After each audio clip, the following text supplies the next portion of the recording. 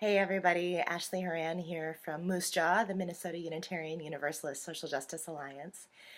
First, I want to start by thanking everybody who's already donated to our Faithify campaign.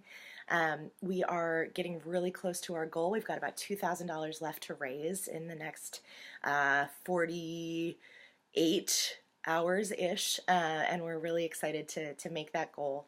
As you probably know, this campaign is for three main purposes. The first is to help fund our interfaith organizing and national partnerships.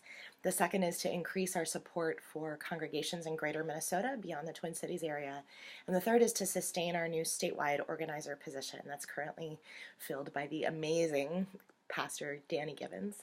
I wanted to talk a little bit today about the interfaith work that is a part of this campaign. Over the last couple of years, in particular since the rise of the Black Lives Matter movement here in the Twin Cities, we've been involved in a coalition called MARCH, Multi-Faith, Anti-Racism, Change, and Healing, with a number of interfaith partners from a lot of different traditions and denominations, lay leaders, clergy people, and we have been organizing predominantly white congregations who are interested in making deeper commitments to racial justice through a faith-based lens. We've been a part of three really significant projects, some of which are already in full swing and some of which are burgeoning right now. I'll tell you a little bit about a couple of them. The first is the Sacred Solidarity Cohort, which is 12 predominantly white congregations that are all interested in making a deeper commitment to racial justice both inside of them and as partners out in the world. We work with those congregations over the course of a year. We're in our second year now. And we give them resources. We help them reflect theologically from their own traditions about the commitment to racial justice. We give them concrete skills around both internal transformation and how to partner better externally in solidarity with movements that are led by and for people of color. Many of our congregations who are now in their second year have reported that this has been a really transformational experience, and we think it's super important to keep sustaining. Another project of March has been the Discomfort and Disruption series. Last year we ran 3 different workshops. The first was about the use of disruptive tactics within the movement for Black Lives. We planned it along with local faith leaders and Black activists like Lena Gardner. This came up, post Philando Castile and Jamar Clark, as people were really uncomfortable with tactics like shutting down freeways or protesting at the Mall of America.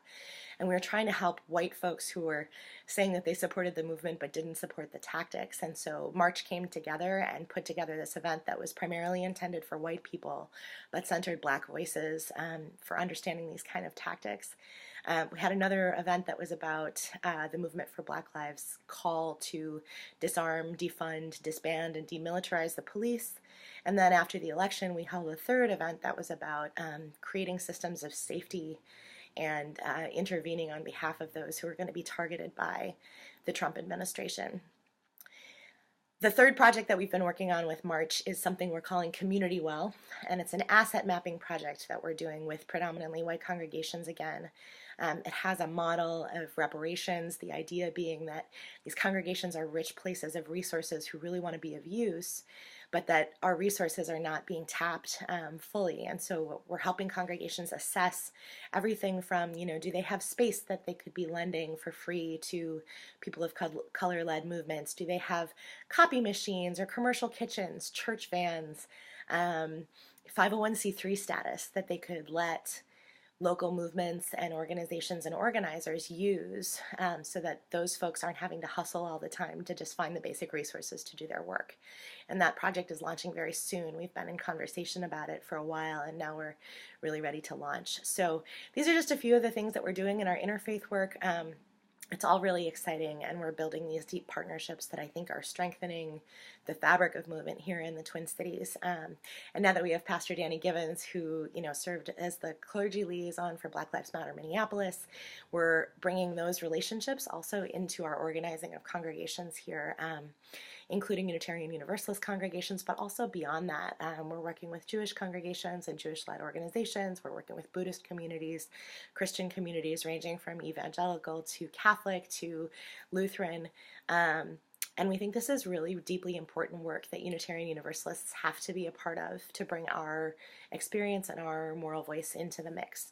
So my appeal for you is if you believe that this work is critical, like we do, please give to our Faithify campaign. Help us continue to do this work and partner more deeply in it. We provide a lot of staff time to our work with March, all for free right now, and so we have to make up for that on our end. We've committed to giving those staff resources. Danny and I have, and a lot of volunteer hours as well, and we need to compensate for that by putting the money in our budget. So please take some time, go to the link below here in the comments, and donate as you can to our Faithify campaign. Campaign ends Friday, December 15th, 2 days from now at 10 p.m. Central Time. So please make your donation before then and support this critical work. Thanks so much. Bye-bye.